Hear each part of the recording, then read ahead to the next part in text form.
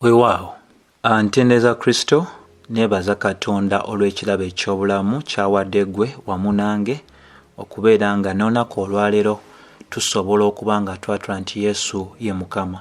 Njagala okumusiima olw'obulamu bwo ne famire yo wamu n'olw'emirimu egy'emikono gyo, ate n'okumwebaza nnyo olw'okusobozesa okubeera nga ofaayo okwagala okutegeera ebyawandiikibwa n'okuba nga obinnyonnyokera ddala. So n'olunaku olwaleero njagala tubeeko ekintu kyakye tutunuulira ng'ate nakyo kikulu nnyo nnyini ddala.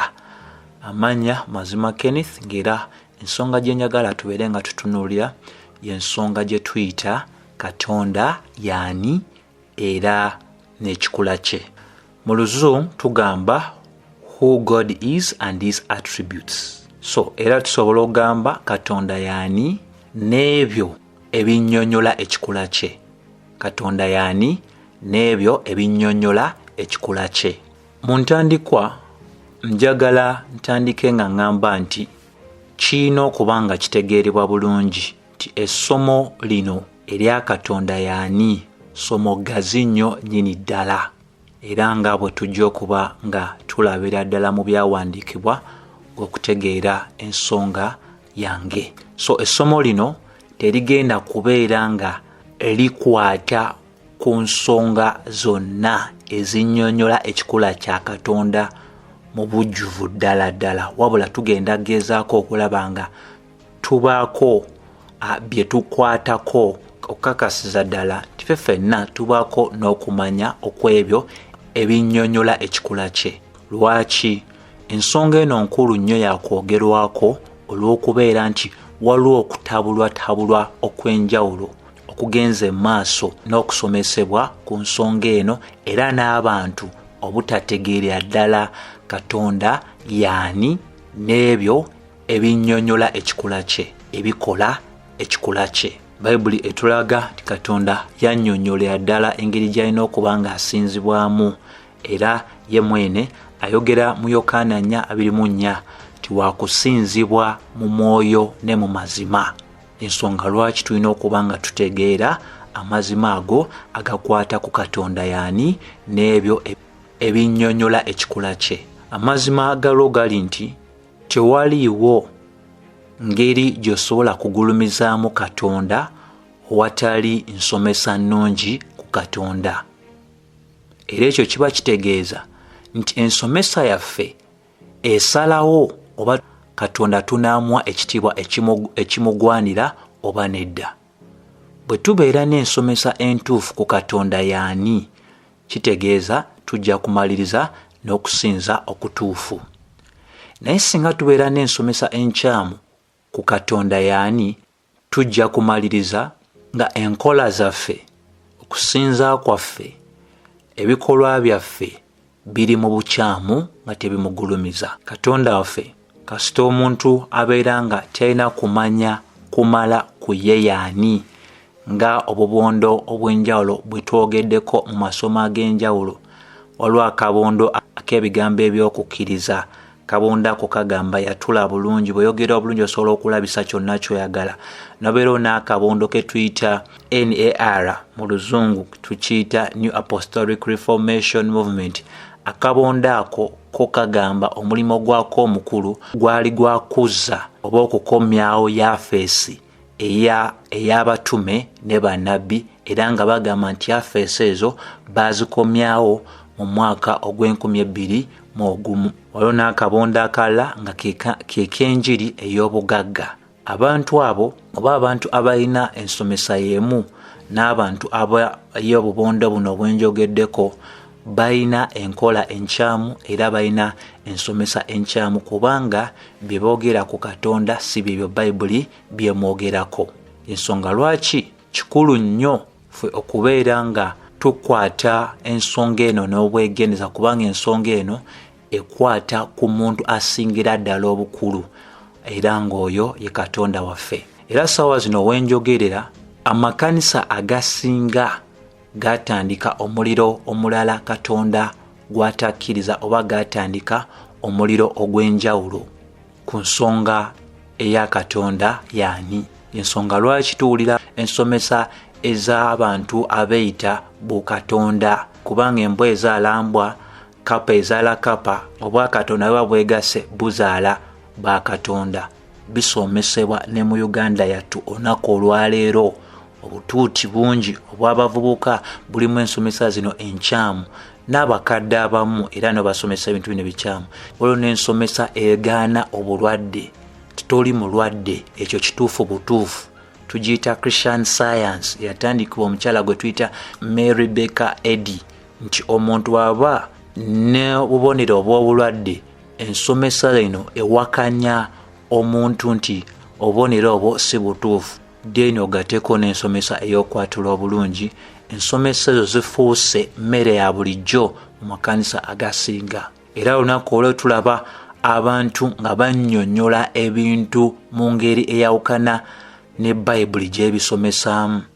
So tugwanidde okuba nga tufaayo nnyo eri omutwe guno wammanga gukwata n'obwegendereza, era nga ne ba theologia abasinga bwe bagendera ddala mu maaso n'okukkaatiriza nga bagamba nti wekituuka ku nsonga eno ey'ensomesa eya Katonda, nti kikulu nnyo ffe okuba nga tutegeera nti okumanya kwaffe okwa Katonda kuliko ekkomo, era ng'ekkomo eryo likoma ku ebyo Katonda by'atulaze ebimukwatako okuyita mu byawandiikibwa nga Baluumi 11:13 nayo bwegendera ddala maaso n'okunyweza ku bugagga obwa Katonda yani.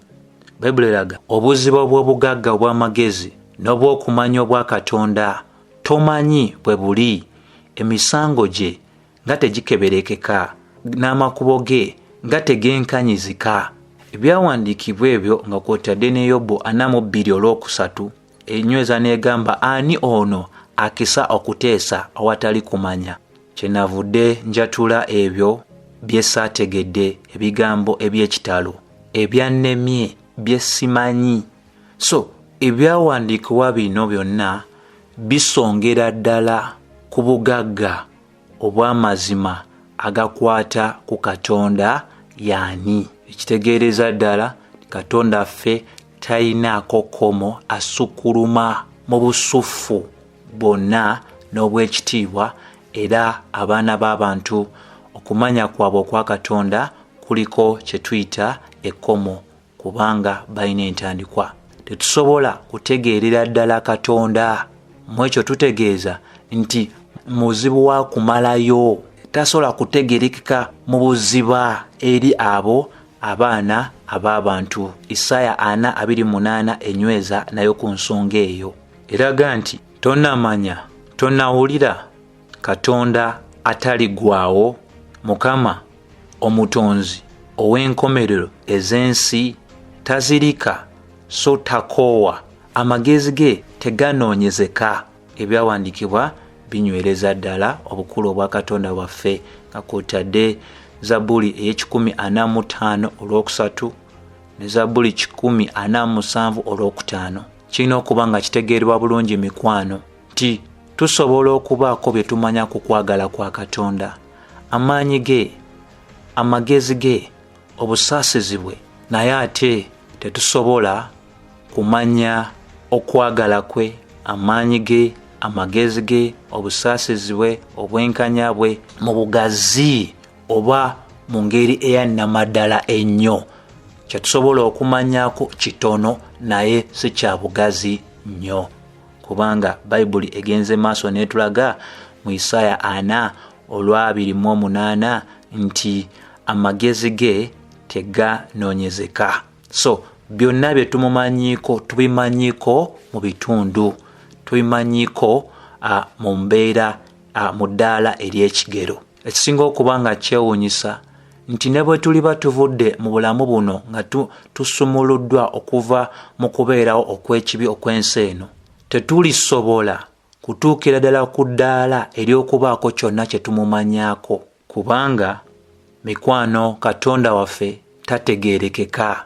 Obutategeereka bwa Katonda Bayibuli tebubalira mu kuba nti ffe tuli boonoonyi, naye Bayibuli ebubalira mu kuba nti Katonda musukkulumu. Bw'oba osomye ekitabo kino ekya Yobu essuula ey'okuminemu olw'omusanvu bayibuli eraga oyinza okulaba Katonda olw'okunoonya, oyinza okulaba omuyinza w'ebintu byonna n'omumalayo. Yobu abuuza, teri muntu yenna asobola kumalayo Katonda. Ensonga y'emu gye tulaba mu Zabbuli e9:2.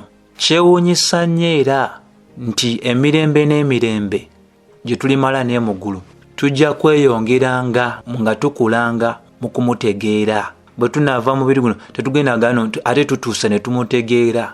Tujja kweyongeranga buki bweyongezi. Zabbuli naye genda maaso n'enyweza ey'E139 olunyiriri lw'e17 n'olw'e18 Dawudi bwe yagenda maaso n'okwogera ng'agamba nti era n'ebirowoozo byo nga bya muwendo mungi gye ndi, ayi Katonda, ayi Katonda, bwe bigattibwa awamu nga bingi, bwe mba mbibaze bisinga omusenyu omuwendo, bwe nzuukuka nga nkyali wamu naawe. Omuwandiisi omu ayitibwa Stephen Channock eyali omu kyasa ekye-16 yagenda n'agamba nti newankubadde bamalayika balaba obwenyi obwa kitaffe mu ggulu, ekyo kiba kitegeeza nti balaba bubonero obw'okubeerawo kwe n'ekitiibwa okusinga bwe kiri ffe abantu mu bulamu buno. Naye Katonda yani n'ekikula kye naye era asigala nga talabika gye bali, balabulabi bubonero kubanga akwekeddwa okuva eri bo mu kifo eky'ekyama eky'emirembe n'emirembe. Tewali n'omu amanyi Katonda wabula yekka. Kyova olaba bw'osoma Abakolinso ekisooka essuula ey'okubiri olunyiriri lw'e11 lutukakkanya ffenna nga lugamba nti kubanga muntu ki ategeera eby'omuntu wabula omwoyo ogw'omuntu oguli mu ye, era bwe kityo n'ebya Katonda siwali abitegeera wabula omwoyo gwa Katonda. Ensonga y'emu eddibwamu ne mu Baluumi 11:33. So mu kino Stephen Channock yagenda n'anyweza n'agamba nti obuziba obwa Katonda, okutuukirira kwe n'okusalawo kwe tebimanyikiddwa eri muntu yenna wabula eri Katonda. Yekka y'abimanyi bwe biri era yekka y'amanyi ky'anaakola era neki ky'anaalagira. Wabula era tusobola okuba nga tugamba mikwano bwe tuliba tumaze okweyambula emibiri gino nga tuyingidde ensi ey'ekitiibwa, okumanya kwaffe okwa Katonda kujja singa kukumanya kwaffe okwa Katonda mu bulamu buno, kubanga Bayibuli ensonga eyo eginywereza ddala. Bw'osoma mu Bakolinso ekisooka 13:12 egamba nti kubanga kaakano tulabira mu ndabirwamu ebitalabika bulungi, naye mu biro biri tulitunulagana n'amaaso. Kaakano ntegeera kitundu, naye mu biro biri nditegeerera ddala era nga bwe nategeerwa ddala. Kyandikibwa kinywezezza ensonga. So mu kino kye tulina okuba nga tutegeera ddala tinowankubadde tesobola kumalayo Katonda, mutegeera mumalayo nga tuli mu bulamu buno obw'ensi, tusobola okugamba tulinako amazima ge tusobola okumumanyako okusinziira ku ebyo byatulaze okuyita mu kigambo kye. Era tusobola era okunyweza nga tugamba nti byonna Bayibuli oba ebyandikwa bye bitusomesa ku Katonda bya mazima, ebyo eby'endagaano enkadde n'eby'endagaano empya. Era singa tuva ku byawandiikibwa tujja sigalira ddala mu butamanya obwa Katonda yani, era ku nkomerero tujja kubeera nga tuli bakyamu eri ebintu byonna. Omuntu anaategeera ebintu byonna otandika n'akutegeera Katonda yani okusinziira ku ngeri gy'atweraze, engeri gyeraze gye tuli okuyita mu byawandiikibwa. Kino nakyo kitegeeza nti okumanya kwa Katonda yani kukulu nnyo, kubanga okumanya okwo kusalawo kiki kye tukkiriza n'engeri gye tusinzaamu. Bwe tuba tugamba nti Katonda yani, mu bufunze tusobola okugamba nti Katonda ye mutonzi era yabeezawo buli muntu yenna na buli kintu kyonna. abeerera emirembe n'emirembe, taliiko kkomo era takyuka mu maanyi ge ne mu butuukirivu bwe, mu bulungi bwe, mu kitiibwa, mu magezi ge, mu bwenkanya bwe, mu mazima ge, era tewaliwo kintu kyonna kisobola kubeerawo okuggyako okuyita mu ye era ku lw'okusalawo kwe. Ensonga eyo ekkatirizibwa bulungi bw'oba osomye Yobu 36:26. Bayibuli egamba, laba Katonda mukulu, naffe tetumumanyi, omuwendo ogw'emyaka gye tegunoonyezeka. Ensonga eyo yeemu eragibwa mu Zabbuli 9 olunyiriri olusooka n'olwokubiri. Mukama gwe wali ekifo kyaffe eky'okutuulamu mu mirembe gyonna, ensozi nga tezinnazaalibwa, era nga tonnabumba nsi n'ebintu okuva mu mirembe gyonna okutuusa mu mirembe gyonna, gwe Katonda enyweza bunywezi. So bwe twogera ku ebyo ebikola ekikula kya Katonda, oba bwe twogera ku kikula kya Katonda, oba bwe twogera ku kikula, tuba tutegeeza ebintu eby'enjawulo ebinnyonnyola omuntu, ebintu eby'enjawulo ebinnyonnyola omuntu. So bwe tuba nga twogedde ku ebyo ebinnyonnyola ekikula kya Katonda, tubeera tusonga ku buntu bwe, ku butuukirivu bwe, ku mbala ye, era tuba tusonga ku bintu ebyo eby'enkizo eby'enjawulo nnyo.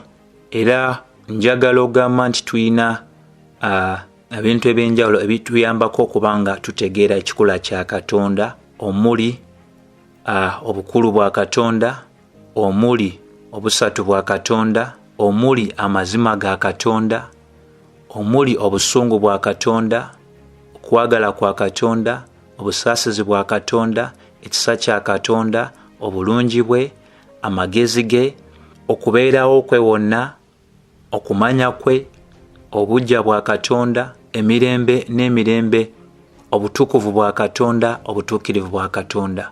Naye nga tetunaba kunnyonnyola bino ebinnyonnyola ekikula kya Katonda, yani kikulu nnyo ffe okuba nga tutegeera nti Katonda takolebwa omugatte ogwa bino wammanga bitwogeddeko nga bimaze omugattibwako. So bwe tuba tumwogeddeko takolebwa bino ebintu bino ebyenjawulo nga bigattiddwa okubeera ng'afuuka ekyo kye tumuyita oba kyali.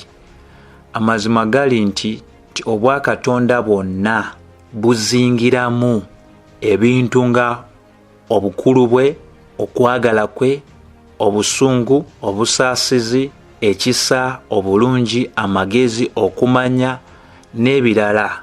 So buli kyonna ekisobola otuyambako okutegeera Katonda yani, ebintu ebyo byonna biri mu bwa Katonda bwonna, nga mwe muli Taata, Omwana n'Omwoyo Omutukuvu. Tewaliiwo kimu ku ebyo bye tusobola okweyambisa okunnyonnyola Katonda ekitali omu ku abo abakola obwa Katonda. Bw'oyogera ku butukuvu, ku butuukirivu, okwagala n'obusaasizi, ojja busanga mu bwa Katonda bwonna, Taata, Omwana n'Omwoyo Omutukuvu. Enjawulo erabikira mu buvunaanyizibwa bwabwe obw'enjawulo. Naye eri gwena awuliriza, bino byonna ebituyamba okunnyonnyola Katonda yani ng'okwagala, ng'obusaasizi, ng'obutukuvu, nga bwe bitulagibwa mu byawandiikibwa, bya mazima, bisangibwa mu bwa Katonda bwonna. Era emirembe n'emirembe biri mu bwa Katonda bwonna. Era ekyo kiba kitegeeza nti buli kyonna kye tweyambisa okunnyonnyola Katonda yani kitundu ku Katonda, era ebbanga lyonna kya Katonda. Talina n'ekimu kyafiirwa oba talina n'ekimu kyagattako. Ekyo kiyamba gwe nange okuggyawo endowooza egamba nti ndino tweyambisa okuba nga tunnyonnyola Katonda yani nti biri wabweru we. Byonna biri mu Katonda, emirembe egyayita era n'emirembe egikola ki, egirigenda mu maaso n'okujja. Era nina n'okuba nga wano njogera nga ngamba nti essomo lino erikwata ku Katonda yani n'ebyo ebinnyonnyola ekikula kye. Essomo lino si mmere ya bulijjo mu makanisa agasinga era teriweebwa nnyo budde kwogerwako mu makanisa agasinga. Y'ensonga lwaki bangi beekoledde Katonda waabwe mu ndowooza yaabwe, mu kifaananyi kyabwe era ne bamusinza. Katonda gw'olya leero abantu bwe boogerako ye Katonda atali mukulu, atasobola kukola kyonna ky'aba asazeewo kukola. Katonda basinga leero gwe boogerako ye Katonda nga muddu w'ebitonde bye byatonda.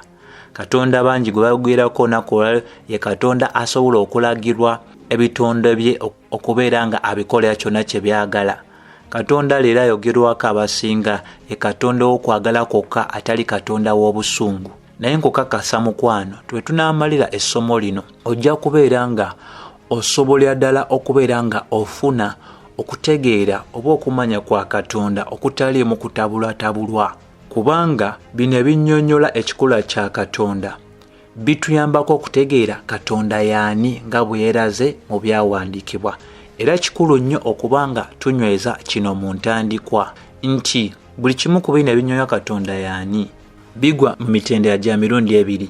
Omutendera ogusooka gutwaliramu mu Luzungu tuyita communicable attributes, oba mu Luganda waliwo ebyo binnyonnyola ekikula kya Katonda, Katonda byateesa okugabanako n'abantu mu kigero ekitonotono. Tutwale ekyokulabirako ng'okwagala, okusaasira, okukola obulungi n'amagezi. Nti ebyo Katonda byagabidde ku bantu nga biri kitundu ku kikula kye, newankubadde abigabira ku bantu biri mu kigero ekitonotono.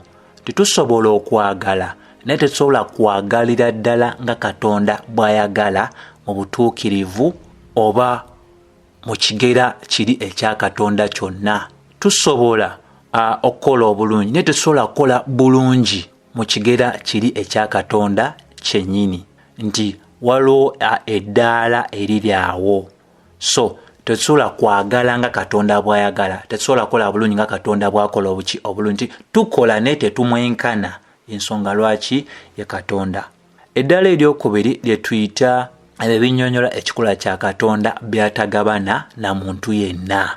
Byatagabana na muntu yenna, bya bwa Katonda yekka. Tusobola otwaliramu okumanya ebintu byonna, obukulu bwa Katonda, okuba nti ekirimaanyi, okubeera nga abeera mu bifo byonna byonna, ebintu eby'engeri ng'eyo n'ebirala. Newankubadde leero tulina abasomesa ab'obulimba abagezaako okulaga nti balina ebimu ku bino ebiri Katonda byatagabana n'abantu. So mu kuba nti ekitiibwa kya Katonda kiragibwa nnyo okuyita mu ebyo ebinnyonnyola ekikula kye, njagala tubeeko ebimu ku ebyo ebinnyonnyola Katonda ani bye tuba tutunuulira mu ssomo lino, kubanga bingi nnyo ne tugenda kukwatako bitonotono. Ekisooka kye tuyita the aseity of God, oba mu Luganda kye tusobola okubeera kye tuyita Katonda okwebeezaawo. Katonda okwebeezaawo. Katonda yekka yasobola okwebeezaawo. Bw'osoma Yokaana 1:4, Yokaana essuula esooka olunyolo lwokuna lugamba nti obulamu bwali mu ye, nti Katonda obulamu tabujja wabweru, wabula obulamu buli mu ye, yeebeezaawo. Naye ffe abaana b'abantu yakola ki? Yatubeezaawo. So Katonda yeebeezaawo, yekusa, yeefoga ate era yeegulumiza. Talina kintu kyonna kye yeetaaga ku ebyo byatondebwa okubeerawo. Ensonga lwaki ekitabo kino eky'ebikolwa eby'abatume essuula ye-17 olunyiriri olwa-2-4 lunywereza ddala ensonga eyo nga lulaga nti Katonda eyakola ensi n'ebirimu byonna, oyo kubanga ye Mukama ow'eggulu n'ensi, tabeera mu masabo agakolebwa emikono. 25. So taweerezebwa emikono egy'abantu nga eyeetaaga ekintu, kubanga oyo yabawa bonna obulamu n'okusa omukka na byonna. So Bayibuli bwetyo bwenyweza ku kye tuyita Katonda okuba nga yeebeezaawo. Katonda yekka yasobola okwebeezaawo. Ffe abaana b'abantu n'ebintu byonna ebyatondebwa tetusobola kwebeezaawo. Obulamu tubuyina mu ye, ensonga lwaki Bikola bya Ttume 19:28 egamba kubanga mwoyo tuba balamu, tutambula, tubeerawo. So Katonda tatwetaaga oba n'ekintu kyonna ekiri mu butonde. Era kino kikomya enjogera ya bulijjo egamba eyogerwako era abamu bagimbyeko mu nnyimba ze bayita ez'Ekikristaayo nga bagamba nti Mukama waffe Yesu Kristo yali teyeetaaga ggulu ffe we tutaali. N'essebo n'ennyabo kikulu ffe okutegeera Katonda alina ekyetaago kyonna okuva eri abaana b'abantu. Oyo si ye Katonda wa Bayibuli.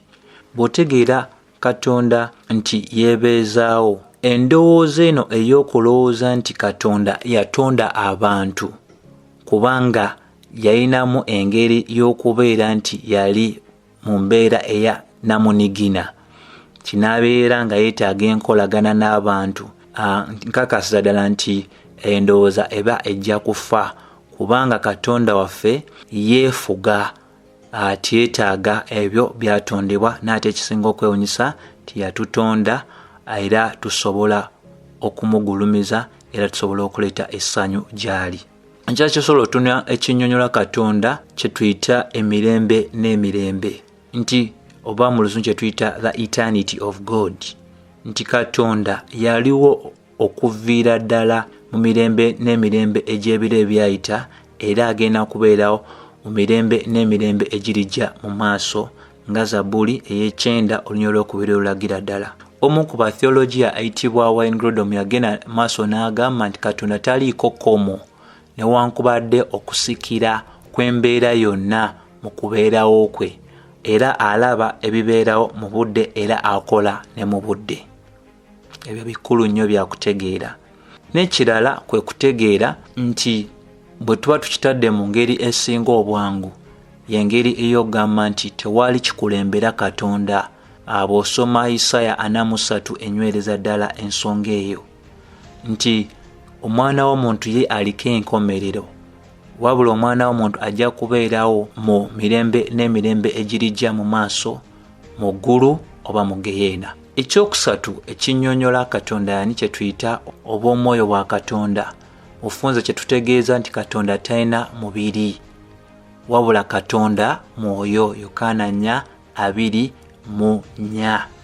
Ensonga lwaki amanyi byonna, ensonga lwaki ajjuza eggulu n'ensi, nti Katonda ayina obuntu, ayina endowooza, enneewulira n'okusalawo. Mu kuba nti Katonda mwoyo, ensonga lwaki teri n'omu asobola mulaba. Olina okubeera nga olekayo ey'abaana abasomesa nga bagamba simanyi Mukama Katonda yabalabikidde, simanyi baamulabye, twala tugende.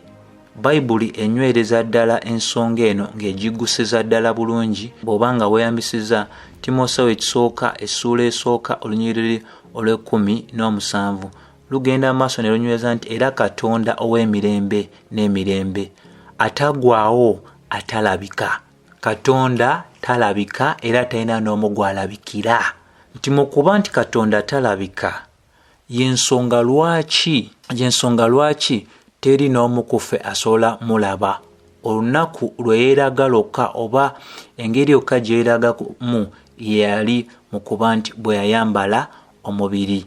Bw'osoma Yokaana 1:14. Naye kaakati osobola okitegeera ddala lwaki Bayibuli egamba nti omutuukirivu wa Katonda anaabeera olw'okukkiriza. Ekirala ekinnyonnyola ekikula kya Katonda kye tuyita Katonda okuba nga taliiko kkomo oba kye tuyita infinity. Mwekyo tuba tutegeeza nti Katonda talina nkomerero era talina muziziko era talina kintu kimulemesa kintu kyonna. Lwaki? Kubanga Katonda mu kuba nti mwoyo ataliiko kisaakaate, taliko kimuziyiza waddembe okuva eri ebintu byonna ebikwatikako, kubanga taliko kkomo oba lya budde oba taliko kkomo ery'obudde, taliko kkomo ery'ekyo kye tuyita obwengula. Yobu bwe yagenda amaaso n'okumwogerako, Yobu yayogera mu Yobu essula ey'okutaano olunyiriri olw'omwenda n'agamba nti akola ebikulu ebitanoonyezeka, eby'ekitalo ebitalabika. Era bw'osoma Yobu eno y'emu n'olaba essula ey'omwenda olw'ekkumi, enyweza n'egamba nti akola bikulu ebitanoonyezeka, weewaawo eby'ekitalo ebitalabika. Ensonga y'emu eddibwamu mu ssuula ey'ekumeka-11 olunyiriri lw'omusanvu. Bw'osoma Yobu 11:7 egamba oyinza okulaba Katonda olw'okunoonya, oyinza okulaba omuyinza w'ebintu byonna n'omumalayo. So ekyo nakyo kikulu kyakuba nga tukola tutya.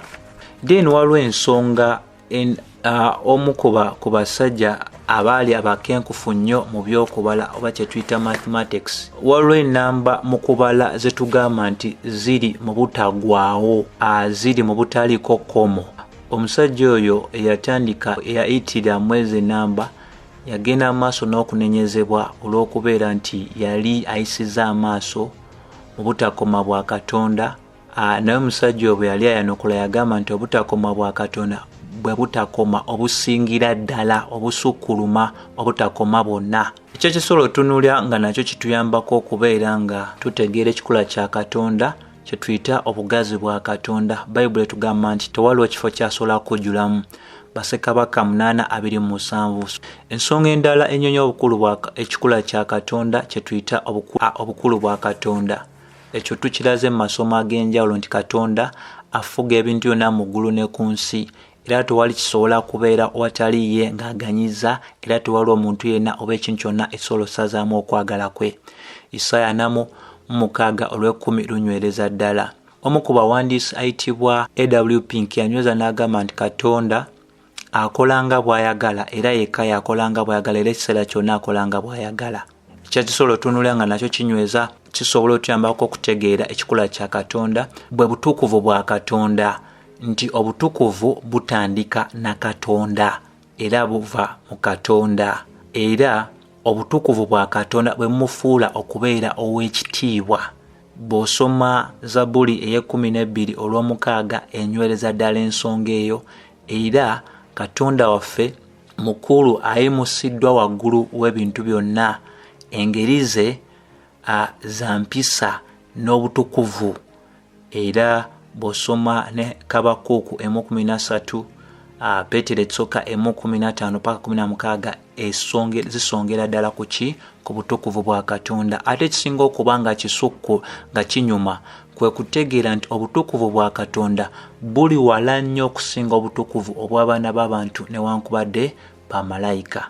Bwe twogera ne ku nsonga endala gye tuyita Katonda okuba nti kirimaanyi, tuba tutegeeza nti Katonda ye yasinga amaanyi. Nawumu 1:3 erina engeri gyenyweza ensonga eyo, eraga nti Mukama tatera kusunguwala era alina amaanyi mangi. So bwe twogera ku Katonda mu kuba nti w'amaanyi tutegeeza nti Katonda w'amaanyi.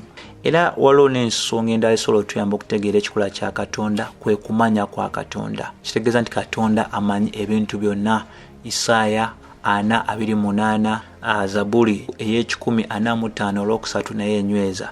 Then waliwo n'ensonga endala gye tuyita ey'okuba nti Katonda abeera mu bifo byonna. Ensonga eyo erabikira nnyo mu bintu Dawudi bye yawandiika, Zabuli 10:39. Eraga nti bwe nalinnya mu ggulu nga gy'oli, bwe nayala obuliri bwange mu magombe, laba nga gy'oli. So bw'okkiririra wansi era ebigambo bino bye bigenda bikola bitya binywezebwa. Then waliwo kye tuyita obutakyuka bwa Katonda, Malaki 3:6, Yakobo 1:17. Ebyawandiikibwa binyweza bunywezi nti Katonda ffe takyuka, teyeeyongera mu kkula oba takendeera.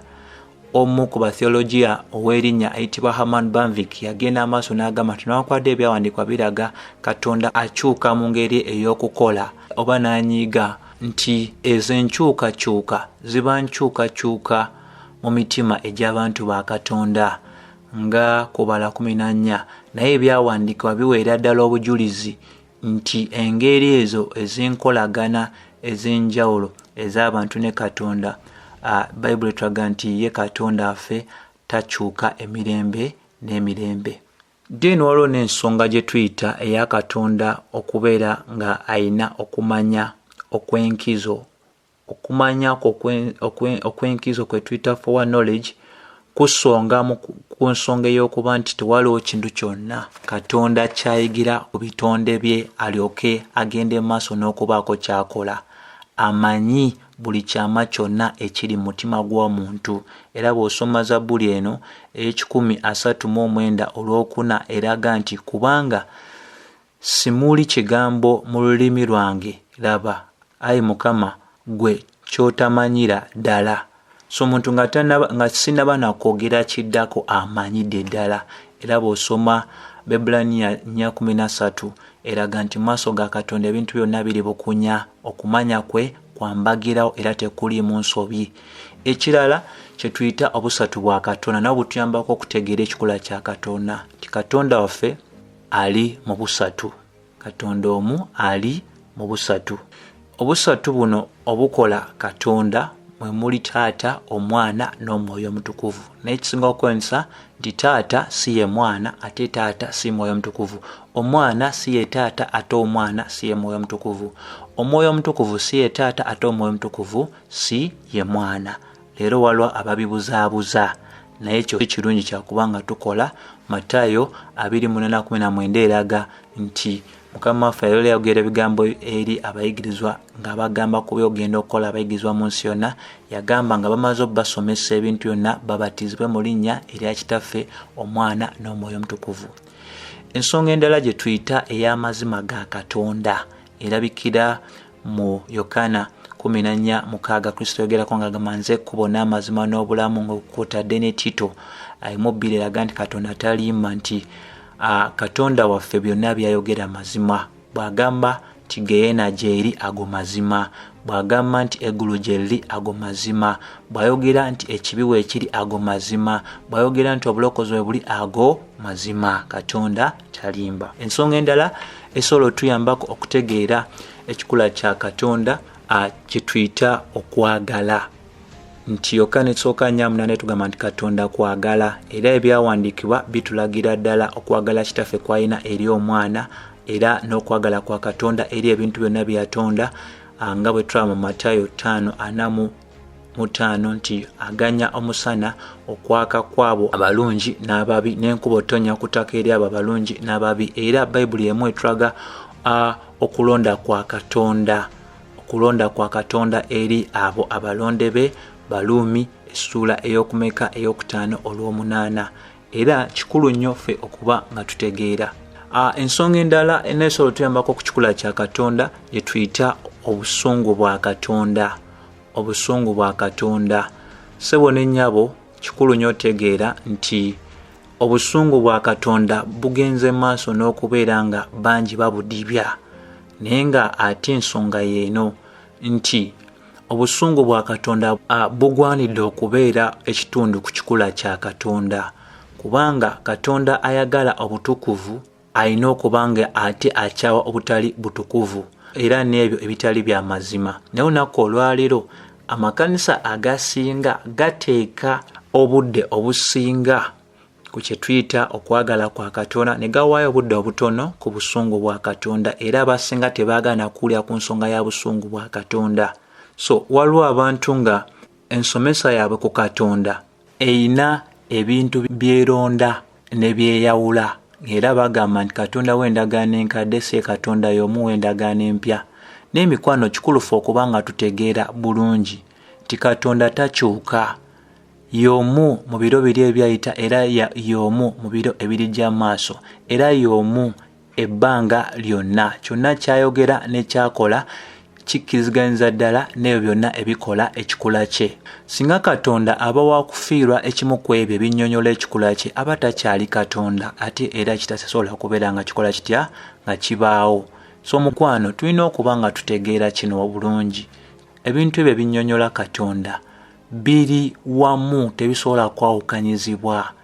Waliwo n'ensonga endala ey'okwogerako, y'ensonga gye tuyita eya ekisa kya Katonda. Bayibuli etulaga nti Katonda wa kisa, era olw'ekisa kye yatulondera dda mu Kristo Yesu, Befeso 1:4, n'atuwa obulokozi obw'obuwa awatali mulimo gwonna gwe twakola, Befeso 2:1, era ne kuva 3:4 olw'okutaano olw'omukaaga enywereza ddala ku nsonga eyo. Bwe twogera ku bulungi bwa Katonda tuba tutegeeza nti ekipimo eky'obulungi ye Katonda, era byonna byakola bikkirizika nti mulungi n'eri abo abatali bakkiriza. Obutuukirivu bwa Katonda tutegeeza nti Katonda mutuukirivu mu makubo ge gonna. Bwe twogera ne ku nsonga gye tuyita obumu obwa Katonda, kitegeeza nti Katonda ali omu, era omu ku bakenkufu ab'omu biro eby'omu kyasa ekyokusatu n'ekyokuna yawandiika n'alaga nti tusinza Katonda omu ali mu busatu, era obusatu obuli mu bumu. Kirabikira ne mu nsonga eky'amateeka 6:4 n'Ebefeso 4:6. Ebirala ebinnyonnyola Katonda yani mwe muli obuggya bwa Katonda, obuziba bwa Katonda, naye nga ekikulu ekyokuba nga tutegeera nti ebyo byonna ebinnyonnyola ekikula kya Katonda, buli kimu osobola okugamba nti waliwo okwagala, waliwo okusaasira, waliwo obutukuvu, waliwo obutuukirivu, naye byonna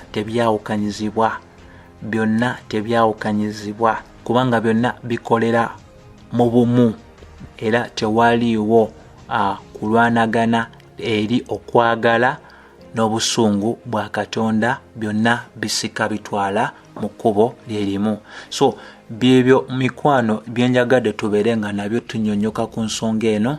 Nzikiriza Katonda nga bw'ali omwesigwa, bonna abo tutakadde n'owuliza nga bw'oddiŋŋana, ojja kuyambibwa nnyo n'okuba nga ate obaako by'otegeera ddala, n'otegeera nti waliwo engeri emu oba endala abantu abasinga gye bagenze mu maaso n'okuba nga ebintu bino babijja mu bulambulukufu bwabyo. So nsaba ekisa kya Mukama waffe Yesu Kristo kibeere eri mmwe mwenna. Amiina.